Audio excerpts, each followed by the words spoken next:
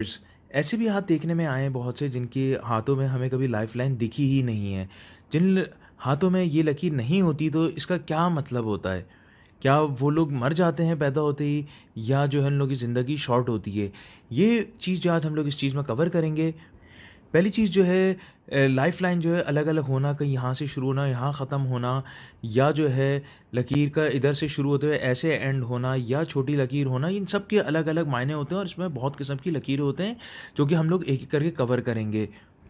जिन लोग के हाथ में ये लकीर नहीं होती है, ऐसे लोग और उनकी बाकी लकीरें अच्छी हों, तो ऐसे लोग देखने में आया है कि बहुत जल्दी बीमार हो जाते हैं और या इनकी ज़िंदगी नॉर्मली शॉर्ट होती है और ये बहुत रेयर होता है कि जिन लोगों के हाथ में हमें ये लकीर ना दिखे। साथ ही साथ जो है ऐसे लोग जो हैं बहुत ज़्यादा बीमार होते रहते हैं, लेस एनर्जेटिक होते हैं और साथ ही साथ जो है इनके हादसात होने के भी इम्कानात बहुत होते हैं। तो इन लोगों के लिए बेहतर ये है कि ज़्यादा से ज़्यादा सदके दें ताकि ये लोग बचे रहें।